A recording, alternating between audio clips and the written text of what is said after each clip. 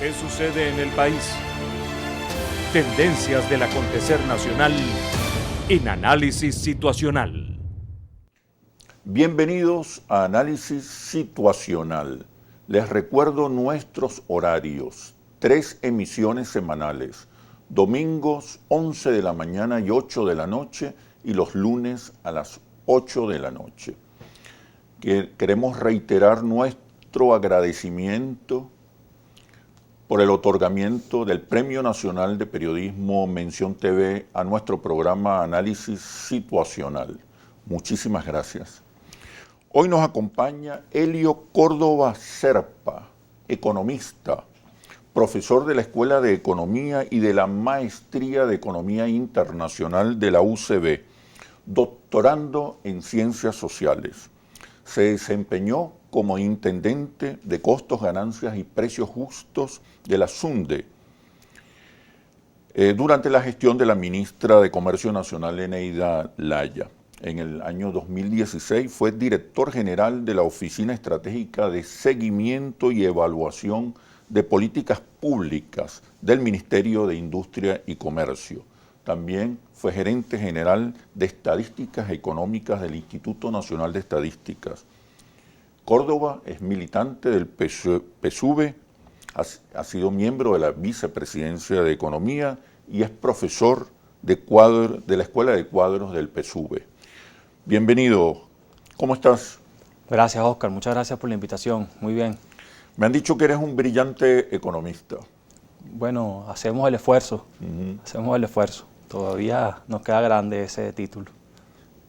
Recién se aprobó la nueva ley de zonas económicas especiales. ¿Qué es esa ley? ¿En qué consiste? ¿Y por qué se insiste en que va a favorecer la promoción de la inversión y el desarrollo? Correcto, sí, la ley orgánica de zonas económicas especiales es, representa todo el entramado jurídico para la captación de inversiones extranjeras, en un momento donde requerimos dinero fresco para impulsar la actividad económica a todos los niveles y poder generar procesos de industrialización que nos lleven a transitar hacia una economía o un nuevo modelo de acumulación postrentista. ¿De qué manera puede la ley de zonas económicas especiales contribuir con la captación de inversión privada, nacional e internacional? Bueno, Venezuela es un país que cuenta con una ubicación geográfica privilegiada, con una salida al Mar Caribe, es decir, es un país que conecta fácilmente con Europa, con Asia, con todas las partes del mundo, y Venezuela, cuenta con las reservas petroleras más grandes probadas, certificadas a nivel mundial. Eso nos convierte en un país con una ubicación geopolítica interesante que permite que Venezuela cuente con atractivo desde el punto de vista de fuerza de trabajo accesible, calificada, bien formada, con cuantiosas reservas de gas y de un conjunto de minerales que son requeridos para la economía mundial en estos momentos en el cual nos encontramos. Estabilidad política, estabilidad social. Contamos como con pocos países contamos con un gobierno sólido que, a pesar, de todas las adversidades, bloqueo económico, pandemia, guerra económica, se ha mantenido estable y ha conducido el país por un camino de estabilidad y de vencimiento a todas las dificultades. ¿Cuáles son los beneficios de la Ley de Zonas Económicas Especiales para el capital? Bueno, en principio, el principal beneficio es que nos va a permitir acceder a tecnologías. Es importante caracterizar la economía venezolana. Es una economía subdesarrollada, periférica y rentista. Eso es un modelo histórico. Desde la conformación de la República, nuestra economía ha estado desarrollada en toda la zona norte costera, que responde a un modelo de extracción hacia los países desarrollados. Es decir, nuestra economía nunca estuvo pensada para producir y generar valor agregado en el territorio. Es un modelo estructural, es un problema estructural, no es un problema de 10 días ni de 10 años. Las zonas económicas especiales nos van a permitir a nosotros, o es la vía que el presidente Maduro ha definido como el camino hacia la transición de un nuevo modelo de acumulación postrentista, donde el sector privado desempeña un rol fundamental. Vamos a poder acceder a tecnología que nos va a permitir transformar y hacer mucho más eficientes los procesos productivos. Hacer, digamos, lo que se conoce como las economías de escala, incrementar los niveles de producción siendo competitivos y poder acceder a mercados internacionales. Otro elemento importante de las zonas económicas especiales que nos va a permitir exportar. La exportación nos va a permitir diversificar nuestro ingreso en divisa a la economía. Y eso es justamente lo que nos va a permitir romper con el carácter rentista de la economía. En estos momentos, la única actividad que produce ingreso de divisa del país es la venta del petróleo, que es el mecanismo por el cual nos hemos articulado al resto del mundo. ¿Cuáles son los estímulos económicos y fiscales que brinda esta ley al capital? Bueno, le da seguridad jurídica a todos los inversionistas, exoneraciones de impuestos, en términos de adquisición de materia prima, bienes terminados, bienes de consumo final, de bienes tecnológicos. O sea, hay una serie de estímulos y de incentivos para que se aloje en el territorio y podamos desarrollar en función de las características y cualidades del territorio, que eso es otro elemento fundamental, es una nueva forma de hacer política económica, puesto que diferencia el territorio en función de las potencialidades. Por ejemplo, toda la faja del Orinoco representa unas características que está incluida, ¿no?, como un territorio. Como un territorio de zonas económicas especiales. Especiales. Y nuevos que pueden surgir. Podemos retomar, por ejemplo, todo el corredor industrial, o lo que fue el corredor industrial, con el famoso programa de industrialización sustitutiva de importaciones, que se empezó a implementar en la década de los 70 con la CEPAL, Comisión Económica para América Latina y el Caribe, que es Carabobo, Valencia y Aragua, que digamos todo eso ha quedado dilapidado. Las zonas económicas especiales se replantea reimpulsar todo ese sector industrial manufacturero, agroindustrial. Tiene muchísimos beneficios. ¿Cuáles son las zonas que están definidas, ya establecidas? En estos momentos está la de Morón, la de Margarita, la faja petróleo, del turismo, Orinoco y La Guaira. La Guaira, ¿no? ¿Qué atractivos tiene La Guaira?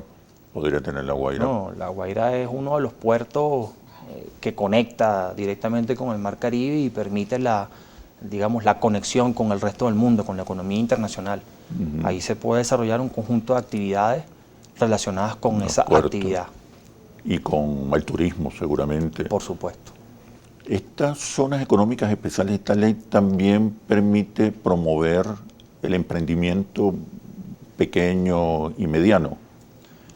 Sí, las zonas económicas especiales... Es para todo tipo de empresa. Yo creo que debe existir un equilibrio entre lo micro y lo macro. Debemos apostar a los emprendimientos, pero también debemos apostar al desarrollo en grandes escalas, a la tecnificación e industrialización de los procesos productivos, con el objeto de...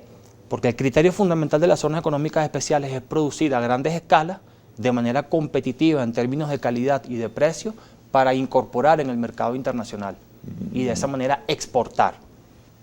Una de las zonas que señala esta ley de zonas económicas especiales, una de las zonas que privilegia, tiene que ver con la explotación petrolera.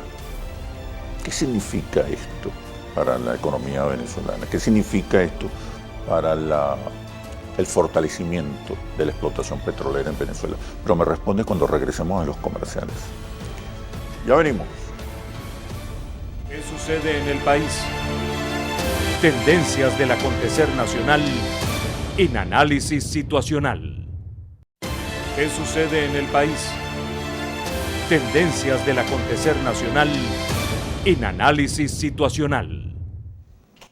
Nos acompaña Elio Córdoba Serpa, economista, profesor de la Escuela de Economía y de la Maestría en Economía Internacional de la UCB.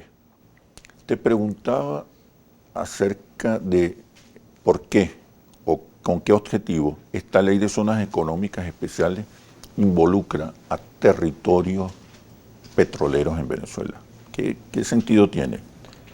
Bueno, el principal objetivo de eso es poder incorporar con reglas de juego claras a inversionistas privados que nos permitan desarrollar y explotar la actividad petrolera con el principal objeto de incrementar la producción de barril de petróleo. En un contexto donde se está dando una reconfiguración del mercado petrolero a raíz del conflicto bélico entre Rusia y Ucrania, donde Venezuela, producto del bloqueo y producto de las sanciones, ha sido excluida de mercados naturales que siempre ha atendido. Entonces esto ha obligado, esta situación geopolítica en pleno desarrollo, ha obligado al gobierno de los Estados Unidos, al gobierno imperialista de los Estados Unidos, a replantear su esquema de relación con Venezuela. Ya hemos visto que hay comisiones de diálogo y están llegando a ciertos acuerdos que, bueno, le tocará al presidente de la República hacerlos públicos a la nación. Pero ya hay una flexibilización. Una flexibilización. Que eso permite que Venezuela se incorpore a sus mercados y pueda naturales. Captar inversión Con eso rápida. vamos a captar inversión rápida, pero también vamos a incrementar la producción de petróleo. Y eso le va a generar ingresos para seguir haciendo lo que ha venido haciendo el gobierno del presidente Nicolás Maduro, que es atender el gasto o la inversión social. La inversión social. El capital privado venezolano también tiene oportunidades con esta ley, ¿no? Sí, por supuesto, el privado y el internacional. El que venga con disposición a desarrollar, a tecnificar y a mejorar será bienvenido. Sí, uno de los sectores que quizás más rápidamente puede involucrarse es el sector privado nacional. Correcto. Que conoce más de cerca lo que está ocurriendo, ¿no? Es correcto, es correcto. La experiencia internacional. Venezuela no es el único país que ha promulgado una ley de zonas económicas especiales. Hay experiencias exitosas, otras no tan exitosas. ¿Qué nos puedes decir de la experiencia internacional con este tipo de leyes? El principal referente teórico práctico lo tenemos en China. China, sí. Y bueno, no es para nadie un secreto que estamos en un proceso de transición hacia un mundo multipolar, donde las economías emergentes desempeñan un rol protagónico. Y China asume un liderazgo significativo con su crecimiento económico, con equidad, con justicia social, con desarrollo. No en vano, China se considera hoy en la literatura económica como la fábrica del mundo. Es decir, China, producto de la instrumentación de estas políticas de zonas económicas especiales, se ha convertido pues, en un referente. Y es la columna vertebral de la política económica para captar inversión extranjera, la ley de zonas económicas especiales. ¿O ha sido una herramienta fundamental? Es una herramienta fundamental, yo diría que... Sobre todo al inicio, ¿no?, de los cambios en política económica. Correcto, una herramienta fundamental que se circunscribe entre una estrategia integral. Simplificación de trámites, generación, digamos, reglas claras para la captación y recepción de inversión. Es decir, que el inversionista ya sabe qué tiene que hacer, dónde tiene que ir, una taquilla única que le dan su permiso y ya con eso empieza a actuar, a operar. Es decir, generar todas las condiciones para que los inversionistas vengan al territorio y produzcan. ¿La ley establece esos cambios en el resto de las herramientas necesarias? Sí, todo eso está, para invertir. Todo eso está contemplado. Muchas veces se han hecho intentos para simplificar los trámites, por ejemplo, y han sido frustrados, han sido poco efectivos.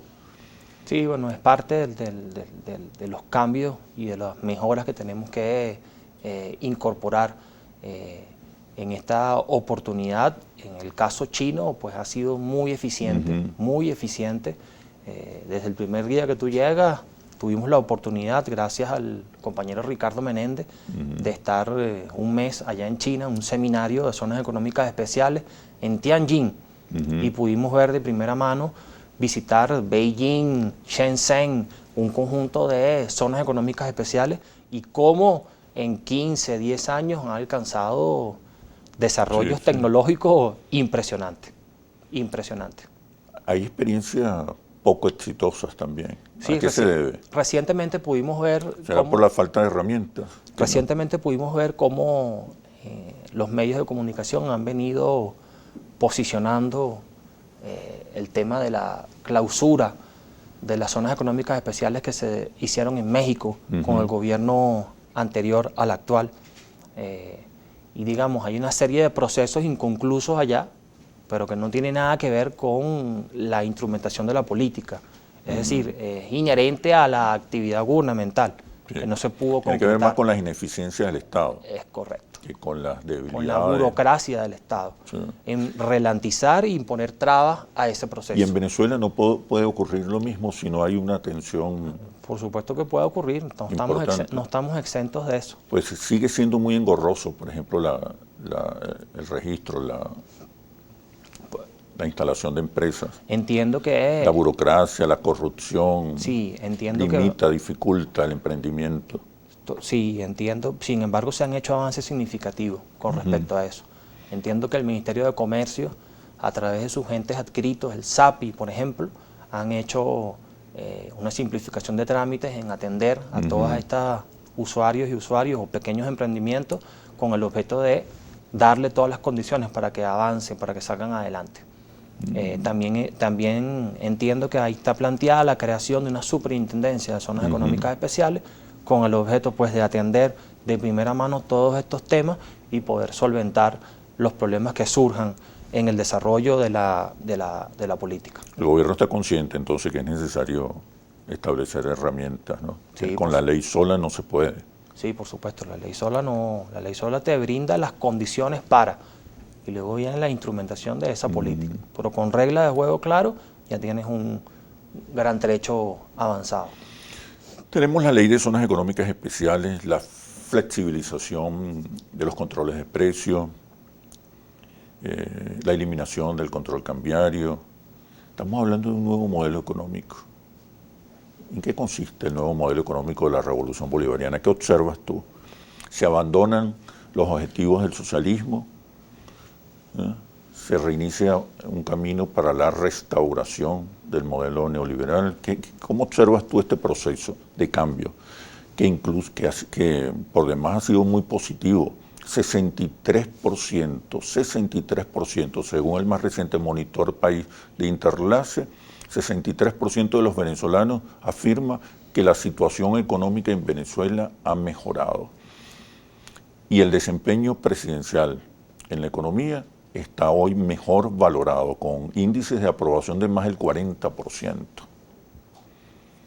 ¿Qué nos puedes decir de este nuevo modelo económico? Sí, mira, en principio lo fundamental aquí es comprender que el hecho económico no puede ser interpretado desligado del aspecto político y del aspecto social, como nos quieren hacer ver algunos economistas que cumplen un rol bien claro y bien definido en la política nacional. Un rol servil a los intereses norteamericanos o foráneos o del gran capital. Si algo ha estado muy claro y muy transparente a lo largo del gobierno del presidente Nicolás Maduro, es que todas las decisiones en materia económica tienen como objeto central el ser humano. Atender a la población más vulnerable. Y eso es algo que aprendimos del comandante Chávez. Yo quiero que sigas explicando sobre este nuevo modelo económico, pero tenemos que ir a una pausa comercial. Ya venimos. ¿Qué sucede en el país? Tendencias del acontecer nacional en análisis situacional. ¿Qué sucede en el país? Tendencias del acontecer nacional en análisis situacional. Nos acompaña Elio Córdoba Serpa, economista, profesor de la Escuela de Economía y de la Maestría en Economía Internacional de la UCB. Está doctorando también en Ciencias Sociales. Te preguntaba sobre el nuevo modelo económico que emerge a partir de las medidas que ya te comenté. Sí, correcto. O de las políticas que está implementando el gobierno bolivariano. Lo fundamental es no perder de vista que todas las decisiones en materia económica tienen como objeto central el ser humano. Atender... En este modelo, en el modelo bolivariano. Ante el modelo bolivariano, atender a la población que históricamente ha sido invisibilizada por las políticas neoliberales. Que eso fue lo que condujo al triunfo de Chávez en el 99. La crisis esa No se abandona pues la inversión social. No se abandona como lo obliga una política neoliberal, o lo obligaría una política neoliberal. Sería un craso error tildar o clasificar esta etapa en la cual nos encontramos como un retorno, un regreso al neoliberalismo. Una restauración. Porque no es así.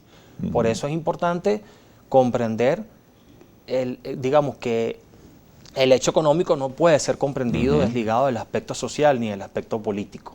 Eso es una gran trampa en la cual pretenden meternos a todos allí. Entonces, viene dándose un conjunto de cambios en un escenario sumamente adverso, donde la principal fuente generadora de ingresos de una economía rentista como la nuestra es el petróleo, producto del bloqueo y de las sanciones coercitivas que ha instrumentado el gobierno de los Estados Unidos, ha restringido, ha golpeado severamente la principal fuente de ingresos de esta economía. En un 99% se ha visto afectada. Y aún así, en el marco de condiciones muy adversas, todas las decisiones han estado en función de salvaguardar a los más vulnerables. Programas como el CLAP, programas de transferencia social a través del Carnet de la Patria, que beneficia pues a la población, y eso ha permitido que la población subsista. Hoy en día, producto pues de esta situación del bloqueo de la pandemia COVID, la sociedad venezolana se está reinventando y el sector privado ha desempeñado un rol importante en la construcción o en asentar los pasos hacia un nuevo modelo productivo que nos permita ir superando progresivamente el carácter rentista de nuestra economía. Para atraer esta inversión extranjera, también, además de las condiciones jurídicas, las facilidades, la flexibilización de algunos procedimientos, también es necesario que exista una infraestructura de servicio relativamente eficiente: agua, transporte, comunicaciones, telecomunicaciones, electricidad. Y ahí tenemos limitaciones. ¿Qué hacer en estos casos? La inversión nos va a permitir acomodar, reimpulsar todas estas debilidades que tú muy bien has señalado. Es parte, digamos, de la estrategia. Garantizar que con inversiones privadas, bien sea públicas o nacionales, podamos ir recuperando progresivamente todos estos sectores que lastimosamente... No es una privatización de los servicios públicos, no se trata de una privatización. No se trata de una privatización, se trata de una recuperación progresiva producto de las inversiones que vamos a recibir. ¿A través de políticas fiscales? Políticas fiscales, por supuesto, pero sobre todo bajo la lupa de un Estado que su objetivo central es garantizar una distribución equitativa del ingreso, generar políticas públicas que permitan atender a la población más vulnerable, es decir, un Estado que está pendiente de la población en su conjunto, haciendo énfasis en los sectores pues, menos pudientes. Claro. Yo observo, puedo estar equivocado, pero yo observo que se están implementando medidas, se promulgan leyes, pero está ausente el relato económico acerca del modelo y del porvenir que nos trae el nuevo modelo. Que falta un discurso para explicar en qué consiste la nueva etapa de transición al socialismo y en qué consiste esta nueva política económica. ¿Qué crees tú? Sí. En los estudios cualitativos de Interlace la gente está confundida, todavía no logra significar, interpretar, entender hacia dónde vamos desde el punto de vista económico. Aunque, repito, más del 63% de los venezolanos respaldan las nuevas políticas económicas. Sí, correcto. ¿Qué crees tú? Fíjate. Yo sé que no es un tema para un economista, pero la importancia del relato.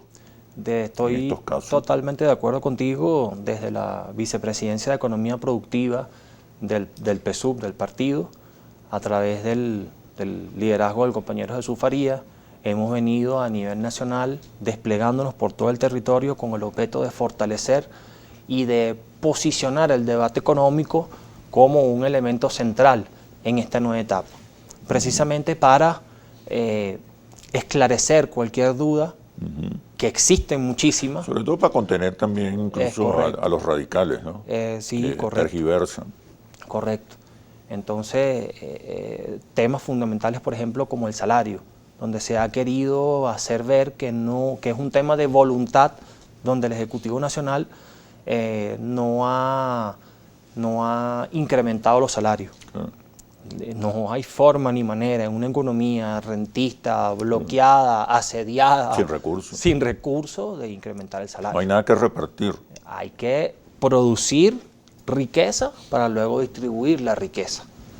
Y eso es parte del ejercicio y del esfuerzo que se está haciendo en este momento a través de las zonas económicas especiales. Es una estrategia para explotar las potencialidades del territorio, incrementar la producción nacional y poder mejorar las condiciones de vida de nuestros trabajadores, que por supuesto es un lema central de la Revolución Bolivariana.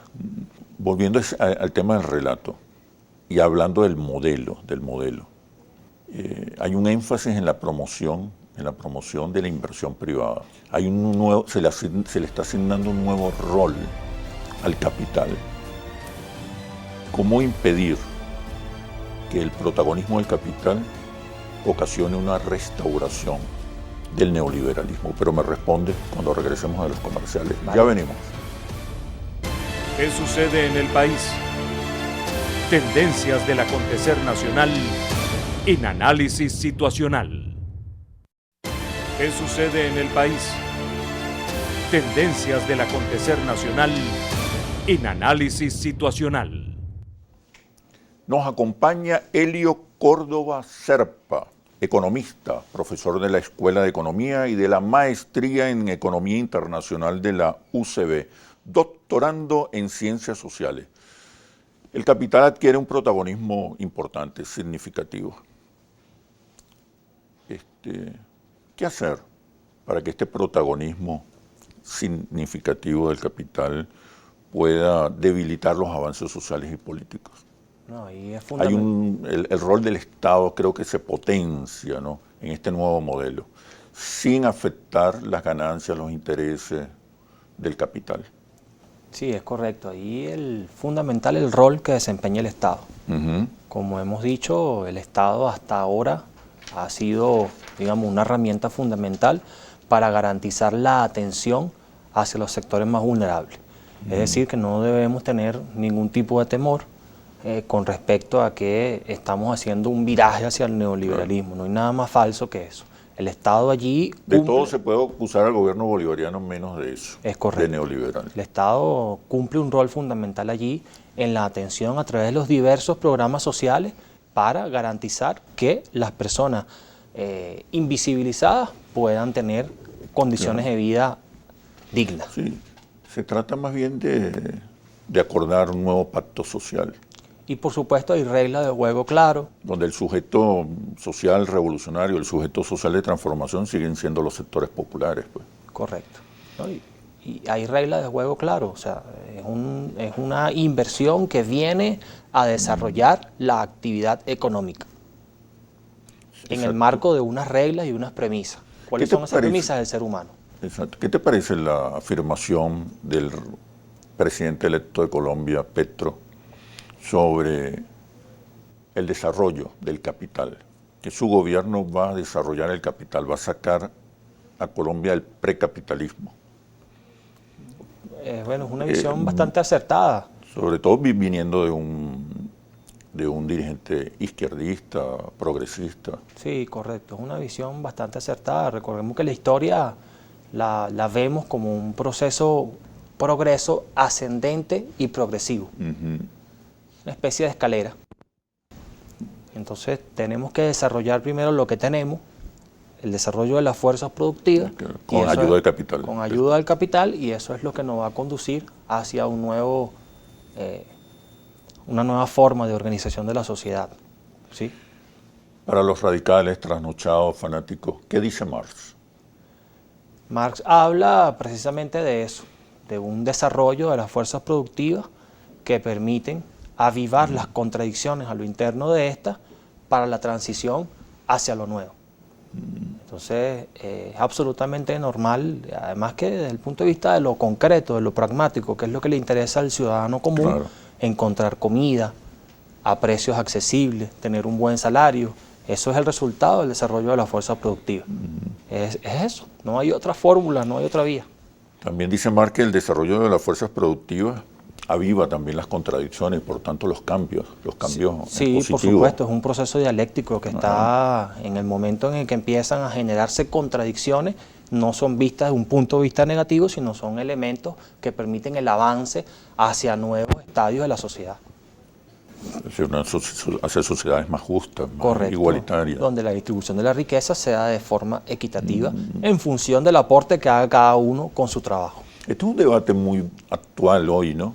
Correcto. Se está hablando de capitalismo exclusivo, de socialismo productivo, de capitalismo con rostro humano, de un nuevo modelo de transición al socialismo, Sí. donde el capital adquiere un rol importante. Sí, más allá de la experiencia teórica que existe, que no, nunca está de más dejarla de lado, siempre hay que tomarla en cuenta como un referente, precisamente para corregir cualquier error que se pudo haber cometido, pero tampoco podemos perder de vista que el modelo venezolano tiene sus particularidades y que hasta ahora el presidente Maduro ha sabido darle presencia y respetar la cultura y la idiosincrasia de este modelo, que nace con el gobierno del presidente Hugo Chávez en el 99. Estas zonas económicas especiales donde eventualmente puede concentrarse la inversión, no generará desigualdades con relación a otras zonas más deprimidas o que no sean favorecidas por la inversión, porque no forman parte pues, de los territorios que establece la ley de zonas económicas especiales.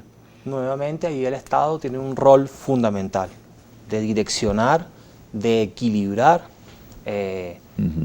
digamos, esa situación. En principio esto trae una reconfiguración del territorio, lo cual plantea incluso hasta una redistribución de la población, Tiene impacto demográfico. generando desde el punto de vista social una reubicación de personas que pudieran estar en condiciones. Y eso es muy positivo, ¿no? Por supuesto que es algo positivo porque le da calidad de vida y desconcentra las ciudades que han estado sobrepobladas producto pues de este modelo y de esta distribución territorial que ha existido desde la conformación de la República y que conduce a miseria, a exclusión, a desigualdad, a calidad de vida baja.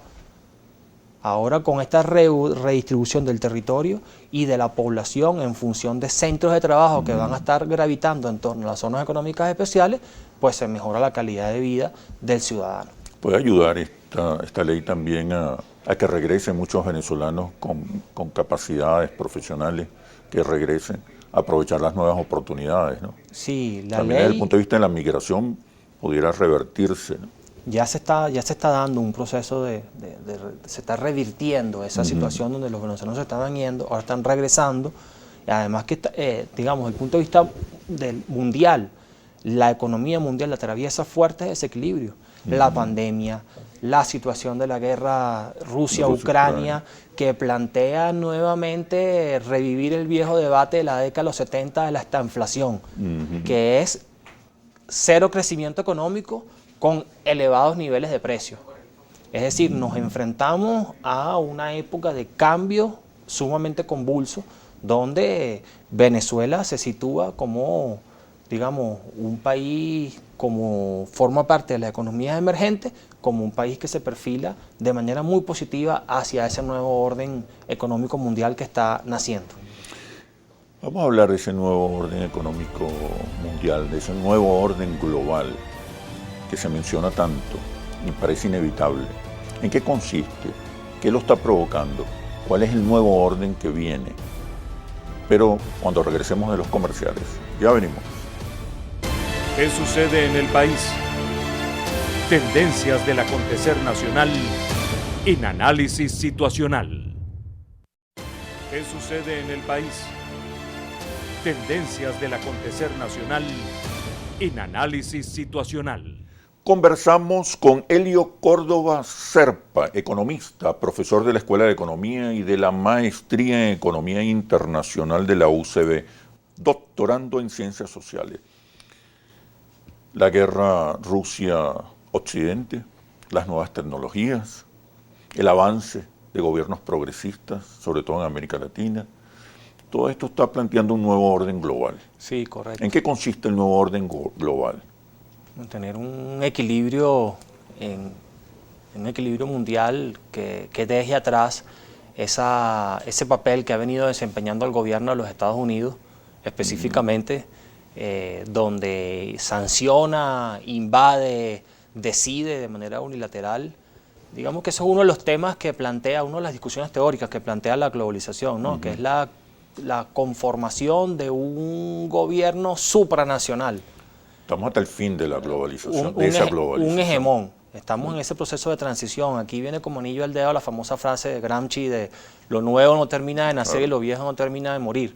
Lo cierto es que las economías emergentes, encabezadas por China, desempeñan un rol fundamental, sobre todo el rol que ha venido desempeñando China y Rusia en la construcción de dar pasos agigantados hacia el surgimiento y posicionamiento de ese nuevo orden económico. ¿Cómo? Bueno, la creación de organismos multilaterales, bancos de inversión, para el desarrollo de para el desarrollo de la economía emergente, otra cesta de monedas que haga, digamos, mayor equilibrio con respecto al uso del dólar como moneda vehicular en la economía mundial. ¿Qué posibilidades hay? ¿Es inevitable este nuevo orden global? Es un proceso de transición que está a la vuelta de la esquina. ¿Qué está haciendo el hegemón para impedir bueno, que por surja supuesto, este nuevo orden recientemente global? se reunió. La guerra creo que es una expresión de la resistencia a ese cambio. Por un lado, recientemente se reunieron el G7 en España para determinar que Rusia y China son digamos, enemigos del orden económico y político internacional actual. Por otro lado, China y Rusia lo que están es promoviendo acciones que den paso hacia ese nuevo orden económico mundial, político y social, geopolítico, donde las relaciones se den en el marco del respeto y de la soberanía y, digamos, y responda pues al desarrollo de los pueblos y no de intereses particulares o de grandes inversionistas. América Latina, ¿cómo queda en ese nuevo orden? ¿Qué oportunidades y qué desafíos tiene?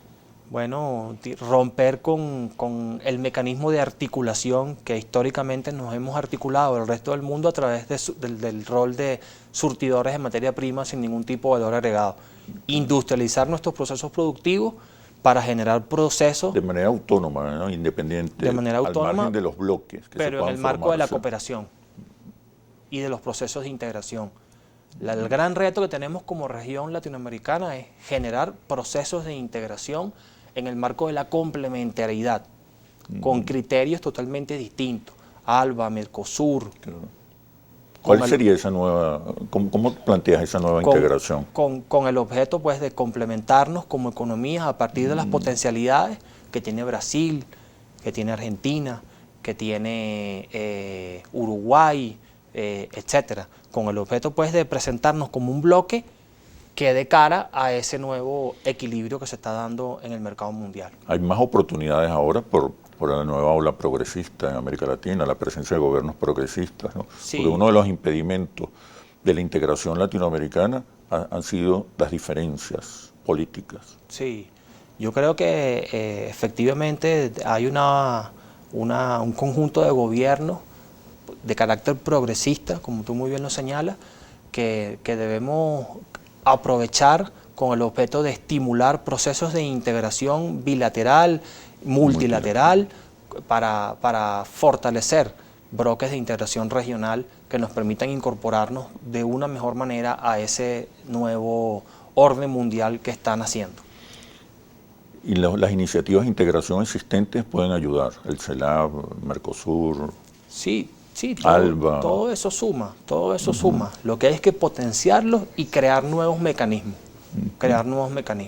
Mira, el mercado de valores todavía es el gran ausente en la nueva política económica del gobierno. Pareciera que es el gran ausente. ¿Qué ventajas trae el mercado de valores para nuestro modelo, para el nuevo modelo? Bueno, el mercado de valores todavía es, digamos, muy incipiente con relación a economías desarrolladas. Y es producto de la lógica y el tipo de economía que tenemos en Venezuela.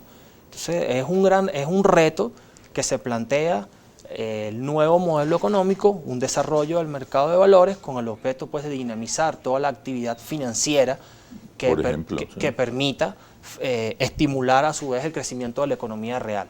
Lo que no podemos perder de vista es que debemos hacer énfasis en el proceso de industrialización, el estímulo a la economía real. Y el mercado de valores desempeña un rol fundamental en ese estímulo, en ese apalancamiento. En ese estímulo, en ese apalancamiento. Desde el punto de vista de la generación de recursos y de inversiones que van a estar dirigidas hacia el crecimiento económico. Exacto. ¿Qué se puede hacer para promover, para dinamizar más el mercado de valores? Bueno, es un proceso. ¿Qué hace falta? Es un proceso. Lo principal es desarrollar un plan que nos permita pues expandir. Pero tú lo ves como una herramienta fundamental para el financiamiento. Es una herramienta fundamental de cara a la construcción de ese nuevo modelo económico postrentista.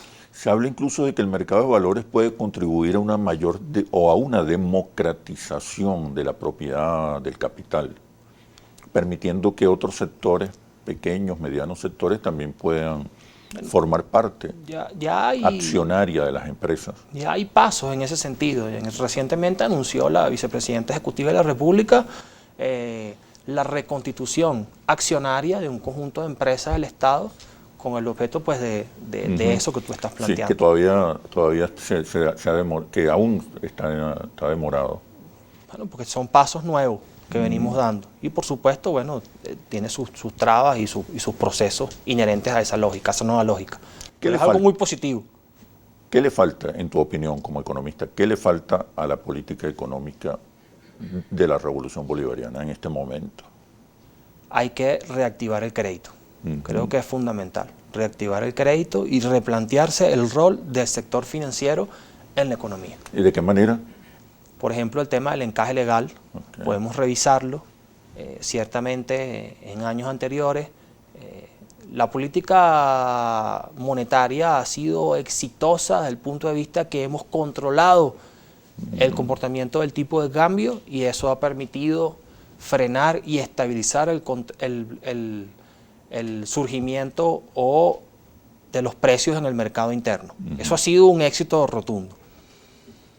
A través de la intervención en el mercado cambiario, el Banco Central de Venezuela ha generado estabilidad en el tipo de cambio. Pero en esta fase en la cual nos encontramos ahorita, es de vital importancia reactivar el crédito para que los actores productivos puedan invertir. Sobre todo la pequeña y mediana, ¿no? La pequeña, la mediana y la gran industria. A todas las dimensiones es fundamental el papel del crédito. Y hay tantos recursos, por ejemplo, para inversiones, grandes inversiones. Pero ahí es donde viene la relación con otros países, con organismos multilaterales, la CAF, por ejemplo, para ubicar fuentes, recursos para que estos actores productivos puedan dinamizar sus procesos de producción. ¿Cómo favorecer, promover la repatriación de capitales? Porque estos sectores que en no pocas ocasiones piden recursos, tienen cuantiosos recursos acumulados fuera del país. Bueno, en las zonas económicas especiales es una manera de incentivar.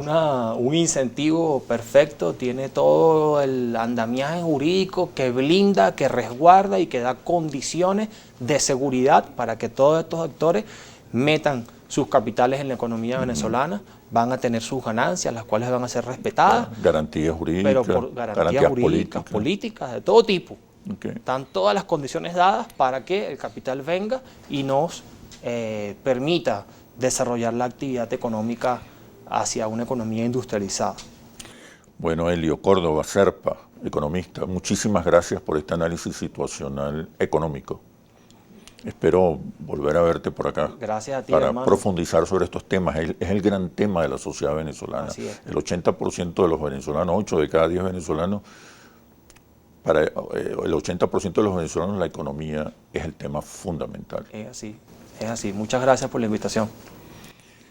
Nos vemos en un próximo análisis situacional. Recuerde, no basta con estar informado, hace falta análisis situacional por Globovisión. Periodismo libre, responsable y veraz. Hasta pronto.